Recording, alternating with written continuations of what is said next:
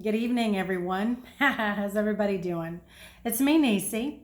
Tonight, I'd like to take some time out to do another reading, don't want to say a lesson, but some reading of some ancient scriptures, ancient texts that predate the Bible. I want to thank everybody up front for taking the time out to join me on my Facebook platform. I appreciate it. I will preface this video by stating that my family and friends, close friends of mine, do not necessarily subscribe to my philosophy or thought process. So I'm just putting that out there to state these are my thoughts and my beliefs, and I'm basing it on what I have studied and what I do now understand and what have researched over the past 4 years. With that being said, tonight's video is going to be a little lengthy, so if you have some time, please grab a pen and a paper, grab you a hot tea beverage, and pop a squat, and let's learn together, okay? What I'd like to talk to you guys about tonight is I'm pulling resources from several different texts, okay? I am pulling from the Enuma Elish, the Atrahasis. Also, a gentleman by the name of Matt LaCroix wrote a book that came out this year called Stages of Time. If you scroll down through my Facebook feed, you will be able to see a picture of the book and also the author's YouTube page and Facebook page. I linked it on my page so you could take a look at his stuff. Brilliant guy. He spent almost his whole entire life or half his life researching this stuff. He's way further ahead and more advanced, I would say, than I am, but I am learning. And I think as we all are, you're never too old to learn and grow. With that being said, I'm reading from the Enuma Elish, the Atrahasis, the Emerald Tablets, if I have time, and also the Nag Hammadi scriptures, which would be considered the Gnostic texts, okay? And of course, you guys know what the Emerald Tablets look like because I think I talk about these quite regularly, quite frequently every other day. So that's going to be tonight's subject matter. And the text or the topic that I'm going to talk to you guys tonight about is, again, the Anunnaki, the Anuna, which is what they're referenced in the Atrahasis, which we'll be reading from, the Anunnaki, as they're known, or the sky gods from the Sumerian tablets or text. They're also known around the world, which I found this was very interesting. I want to share this with you guys if you don't know this, that they're also known as the jinn in the Arabian mythologies. In the Hebrew Bible, they're referenced as the Elohim. In the Book of Enoch, which I read a couple of videos back, if you scroll through my feed, you'll be able to see that. In the Book of Enoch, they're referred to as the Watchers. In the Gnostic text that I have here, the Nag Hammadi, which is the Gnostic text, they're referred to as the Archons, okay? In Greek mythology, this is what we're taught. It's mythology, but it's not. They're known as the Titans and the Olympians. And in the Hindu mythology, they're known as the Shuras and the Devas, or the Diva. I think it's Devas, D-E-V-A-S, Devas. And those are just a few of the names that they go by, but they have countless names. And actually, I did look up a chart that Gerald Clark has done, and I may, at some point in the near future, look at that again and maybe share that chart with you guys. But they're known by countless other names around the world. So for time's sake, I'm not going to mention the rest of them, but they have a ton of names, but we're talking about the same beings, the same entities. Okay, so now as I've said in the previous videos, if you followed me, there were two factions, okay? These beings came to Earth, and the reason why there were two factions, let's start off. The beings came to Earth, and there was a council of 6 men and 6 women that were brought together, okay? And the people reference them as the creator gods, the creators, or these beings, okay? They became greatly divided and had major disagreements, so much so that they split up the future. They split up over time because they were arguing about the future of us, of mankind. And So that's when they became divided. Okay. They were arguing over us. That's what started this whole thing. Okay. Well, let me back up. That's what it says by there's a great war in heaven. And there actually is a battle going on in heaven, and there's a battle going on in the lower dimension, as people like to refer it as hell. So it's an upper and lower dimension, and then you have the third plane, which is our planet, or our realm, our physical realm that we're in. And that's why you see in certain scriptures it says, as above, so below, because it's going on above us, and is going on below us, a battle over us, for people want to say our souls, but the battle for mankind, period. Okay. So I just want to make sure you guys understand that, which I know you probably already know that, but I wanted to put that out there. So as I've stated before, there were two factions. The council was made up of, initially the council was made up of 6 women and 6 men. Okay. And this great battle has been going on present day for over thousands and thousands of years. And I apologize if I'm looking away. I'm actually looking at my laptop too. I guess I said at some point I'll do Zoom so I can scroll in and share my screen with you guys. So anyway, this battle was going on. And I guess for us, for humans, we're taught that it is between heaven and hell, or God and El Satan, Lucifer. That's what this battle is about, battling for our souls. One side wants us to obtain the knowledge, okay? Obtain a higher knowledge and consciousness with balance, while the other side, okay?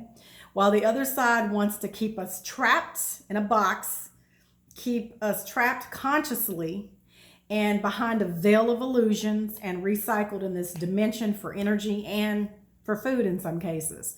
Physical food. Yeah, I said that. And with that being said, we will never achieve our ascension goals if that continues to happen.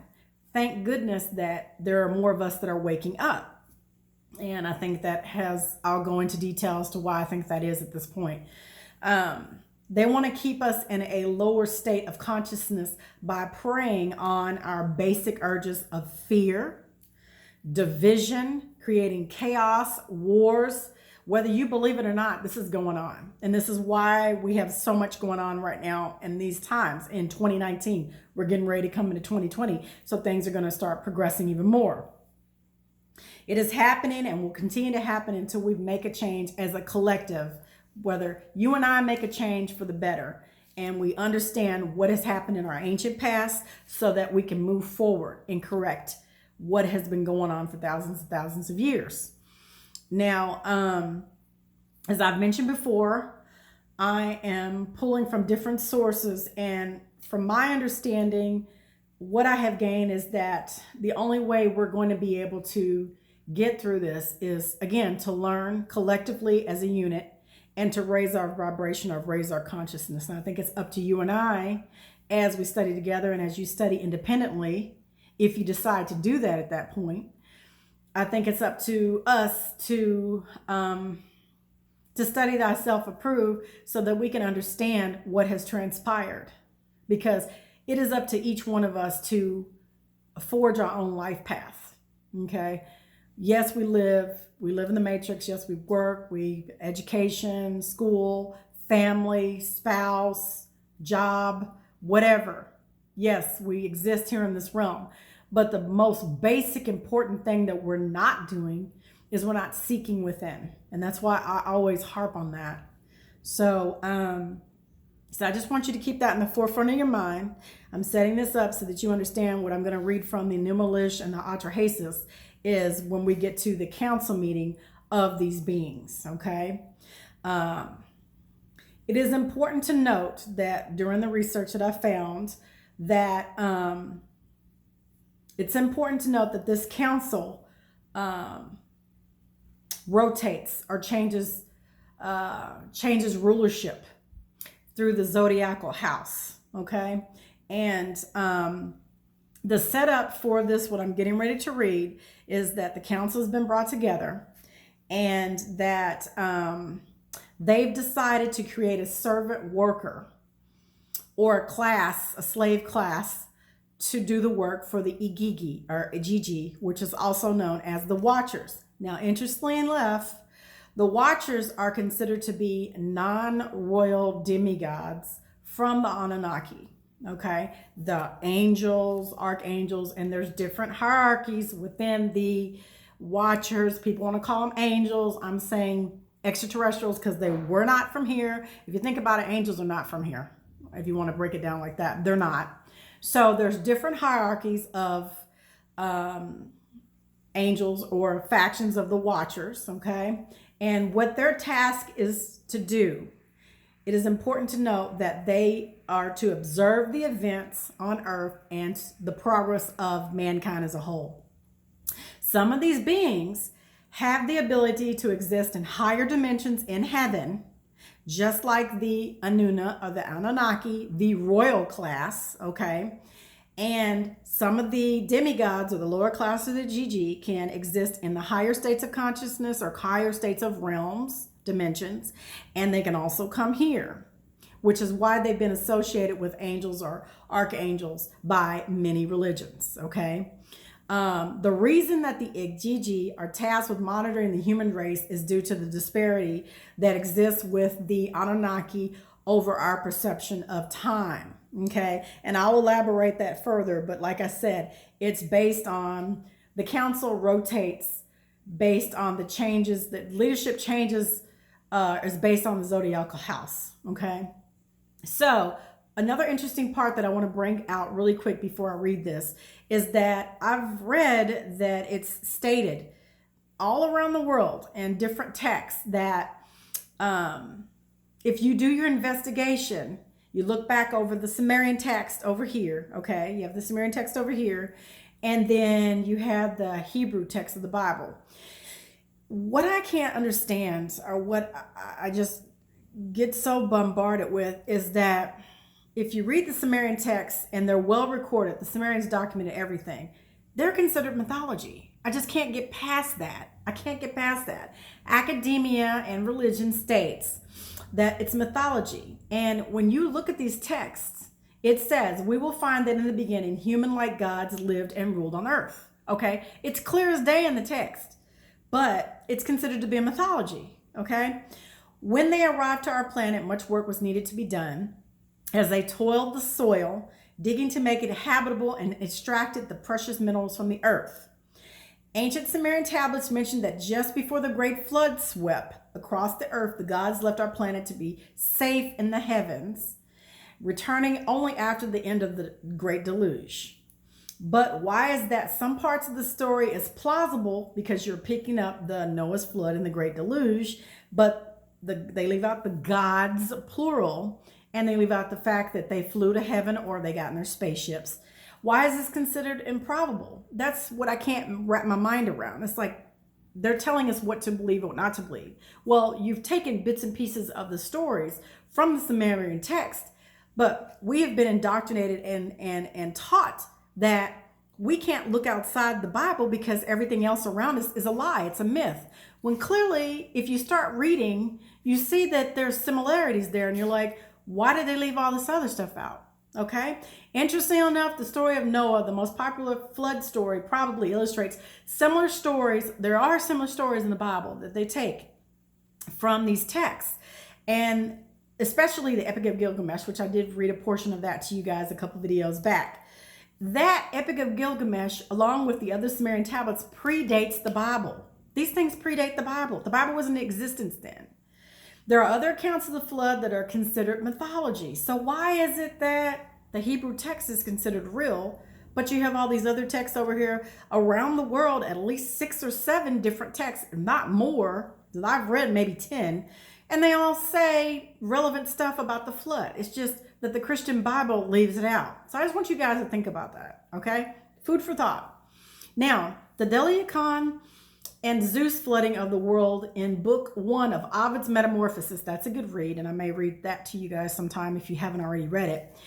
It also talks about the flood. So the Greeks have it documented, as well as Mesopotamia, as in the Vedic text. All this stuff is documented all around the world, but it's considered to be a myth. I don't understand that. So the Atrahasis, The Hebrew Bible and the Urdu Genesis, which some researchers speculate could have been the first ever written record of a long oral tradition of a period of history known as the Younger Dryas. That's what it's called, the Younger Dryas. I'm going to keep that in mind. Keep it forefront of your mind. After the Great Flood, the connections to these higher beings became less and less until you fast forward to today, and all this is considered a myth. That's my point. It is interesting to me that a small group of people insist on picking and choosing what is to be told to the general populace, what we're supposed to believe in church. They're handpicking this because the Council of Nicaea did this thousands of years ago. They're telling us in no uncertain terms, this is the book and this is what you believe in, but they're leaving out everything else. I got a problem with that. So, the antiquated version of history, which is inaccurate and biased, by the way, hides the origin of human race and the secrets of our ancient past. And again, like I said in the beginning of the video, you've got to learn, we have to learn our ancient past in order that we don't make the same mistakes in our future. If we're not told the truth, if you don't know, you don't know, correct? I grew up thinking that the Bible was correct. And I'm not throwing shade on it. It is a great piece of work. But you've got to read that and you've got to read all the other texts. That's my point. Now, as a footnote, I mentioned earlier that the division or evil war ensued amongst these beings because of a conflict of interest on how they should govern the time, meaning the zodiacal processions. Like, for example, the problem was when it came time for Aries and Pisces, okay? They believe in balance. So you have a hardship or a negative period and you have a positive or enlightenment period. Well, there was a problem with them, the council, the 12 of them, when it was time to rotate the changing of the guard, the person who was supposed to be, the being that was supposed to be in control at the time. It happened during the zodiacal sign of Aries and going into Pisces. So now we're in Pisces and there's still a conflict going on, okay? So these beings believe in balance, and after the zodiacal sign of Aries, which is war, and negative polarity, okay? Negative polarity, it should be more peaceful time of Pisces, which is a symbol of the fish, which represents positive polarity. According to the ancient text, the Enuma managed to find a way to cheat or hack the laws of balance by allowing a negative polarity to rule the realm of this earth more than 2 entire zodiacal ages. And that is not cool, okay? Now, it should be noted that each zodiacal age lasts for 2,160 years. Now, you doing your math? 2,160 years. And if you do your math, that means that for more than 4,000 years, we've been deliberately kept in darkness as a species on this planet. I don't know about you, but that really does piss me off when I learn that. When I'm reading that for myself and I see that, I'm like, okay, for 4,000 years, all of us have been going through this bull crap. I mean, that really pisses me off. And we've been deliberately kept in darkness. And so my question is, how many times have we been here? How many times have we lived? Have you and I lived? Let's get to thinking about this for a second. If we were genetically modified at 120 years per the Genesis text, I believe it is, Genesis 6:3. It starts somewhere in there. And God says that he genetically modified our life or shortened our lifespan because they lived pre-flood, antediluvian. Beings lived over up to 1,000 years, and they shortened our lifespan 120 years. If we've been in the dark for 4,000 years, how many times do you think we've been here? Because Yeshua or Jesus does talk about reincarnation, as do other beings. It is not taught in Christianity, but I dare say there are other religions, factions on this planet that believe in reincarnation. And it, from what I see with quantum physics and quantum mechanics, it's very well possible. I believe in reincarnation based on the science. So if we've been genetically modified to only live 120 years, the human species has been in darkness for 4,000 years, and we've been trapped in this realm. How many times have we reincarnated? Let that sink in. Let that sink in. How many times have you and I been here? Download that for a minute. That just got me going. Okay, so now I did that preface. I did the setup on the two factions. And now we're going to go to the Atrahasis tablet 1. And here's what it says when they come to the council. Okay, 6 men, 6 women. When the gods instead of man did the work and bore the loads, the gods' load was too great. The work was too hard, the trouble too much. They took and cast the lots. The gods made the division. Anu went up to the sky, and Enlil took the earth for his people. The bolt which bars the sea was assigned to far-sighted Enki. When Anu had gone up to the sky and the gods of Apsu had gone below, the Anunnaki of the sky made the Agigi bear the workload. Agigi, demigods, non-royal class of the Anunnaki, came to the Apsu, which is the lower half of the earth, to mine and pool the resources and to do the work. The Igigi gods had to dig out canals, had to clear channels, the lifelines of the land. For 3,600 years, they bore the excess. Hard work, night and day. They groaned and blamed each other. Come, let us carry Enlil, the counselor of the gods, the warrior, from his dwelling, and led him to relieve us of our hard work. Now cry, battle. Let us mix fight with battle. The Igigi set fire to their tools, put aside their spades for fire. When they reached the gate of the warrior Enlil's dwelling, it was night, the middle watch. Enkor was surrounded. Enlil had not realized that they had surrounded his dwelling. Enlil set for Anu to be brought down to him. Anu was in heaven, remember that. So he called him and had him come down. Enki was fetched into his presence. Anu, king of the sky, was present. Enki, king of Apsu, attended also. All the great Anunnaki were present. The Agigi declared, every single one of us declared war. We have put a stop to the digging. The load is excessive. It is killing us. Anu made his voice heard and spoke to the gods of his brothers. What are we complaining of? Their work was indeed too hard. Their trouble was too much. Ea, who was also known as Enki, made his voice heard and spoke. Let us create a mortal man so that he may bear the yoke, the work of Enlil. Let man bear the load of the gods. Nintu made her voice heard and spoke. On the 1st, 7th, and 15th of the month, I shall make a purification by washing. Then one god should be slaughtered. Then a god and a man will be mixed together in clay. Let a ghost come into existence from God's flesh, and let the ghost exist so as not to forget the slain God. Okay, this is what she came up with. All right.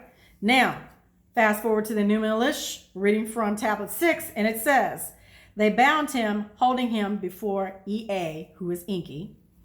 They inflicted the penalty of him and severed his blood vessels. They came up with a plan. They grabbed a god. They got him, and they sacrificed him. They slaughtered him.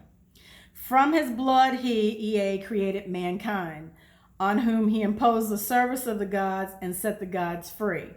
After the wise Ea had created mankind and had imposed the service of the gods upon them, that task is beyond comprehension.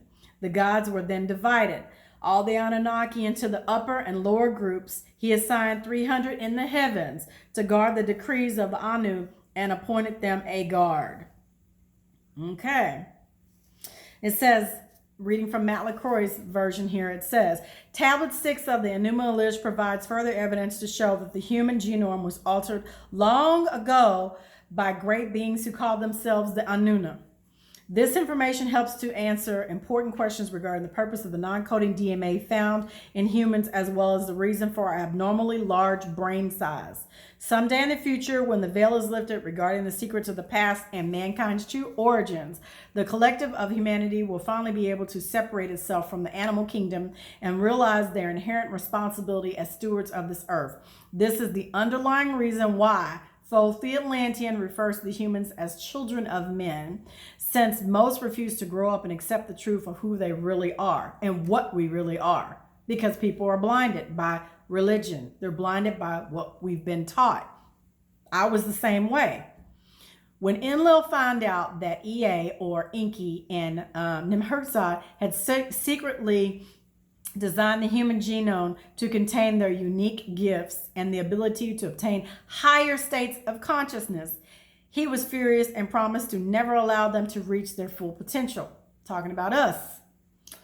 This decision made by Ea and Ninhursag to take the side of both pity and compassion towards the human race would create a great divide among the Anunnaki, which acted as the main catalyst behind the struggle we see throughout history that you see with the eagle and serpent. And that's another read.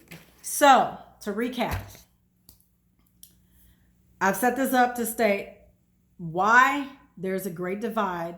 I've talked about what should technically happen. There was a council of 12, 6 men, 6 women, 6 females, 6 men. They rule based on the zodiacal sign. And so the great problem or the great war started when Aries and Pisces. So they've ruled for 4,000 years, because by now we should be coming into peace. Now I think we're going into the age of Aquarius. Okay, we're getting ready to switch to zodiacal signs. So that means the transition of power should be passed. The torch should be passed. You need to start paying attention to more things in the news. Not going to go into great detail because I don't want this video to be more than 35 minutes. But there are setting up portals all around the world. Research CERN and also research Baal, because they've been setting up portals in New York, statues. They've been setting them up. The Vatican approved it to be in Rome. I posted a video a couple of weeks ago, or a couple of days ago, actually it was last week, when Gerald Clark had talked about that. So you got to ask yourself, they're struggling and they're fighting over us. So whose side are you on? Are you on Enki's, who created us and gave us the consciousness and wants us to rise up? Or are you on the side of Enlil, who wants us to stay just like we are, in war and strife and dumbed down at a lower state of consciousness and a lower state of vibration based on fear, war, and chaos in this planet, in this realm, on this planet? So I know it's a lot to take in. I know. It is a lot. And I know probably most of you are questioning by the text and what I've read, because you're like, well, that's not real. That's not true. I believe in the Bible. I don't know what you're talking about. I'm just saying, you need to do your research. You need to do your research, and you need to understand that this book, let me grab it. This book does not contain all the scriptures and all the information that was ever written. No. There was 3 libraries. There was one in Nineveh that had the tablets. There was one in Alexandria, Egypt.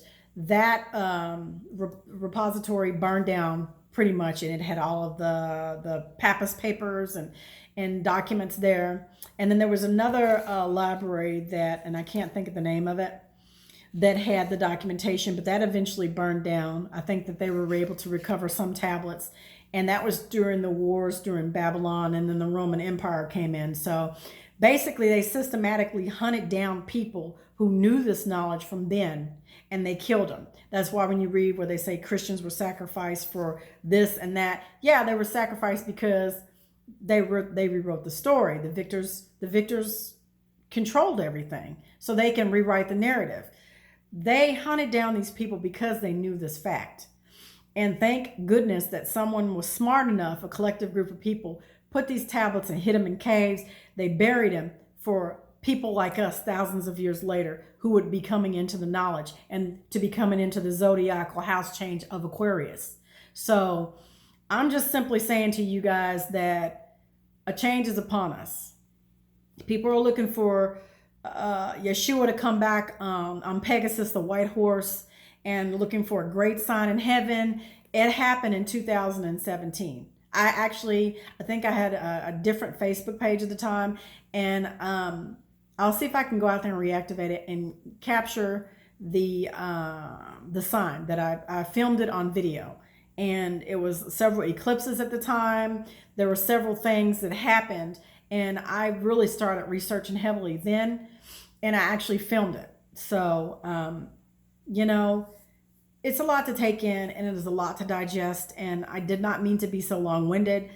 I am giving you my perception and my thoughts, yes, but I am reading from the ancient texts, and I read from two different ones, not from the King James Version Bible, okay? So the text that I read from predate the Bible by thousands and thousands of years. So do yourself a favor, and you need to start researching other texts besides the King James Version Bible so that you can lay this out for yourself and you can put this together. And all people say, oh, don't entertain foolishness. That's the devil. That's not right. And, you know, she's blaspheming God. No, I'm not. Because I understand something more so than you do. And I understand that we've been controlled for a very long time and we haven't been taught the truth. We have not been told everything. So with that being said, I hope you guys have a great night, and I appreciate you guys taking the time out to watch this video. Please like, share, subscribe, and by all means, if you have any questions, please send me a message on Facebook Messenger. I'll be more than happy to go over the information with you. Myself and my son Alex will be more than happy to provide you with the information that we have. As always, I hope you guys have a great night. Please believe me when I say I want you guys to rest in peace, love, and power, and be the change that you want to see all around this planet. I love you guys. Good night.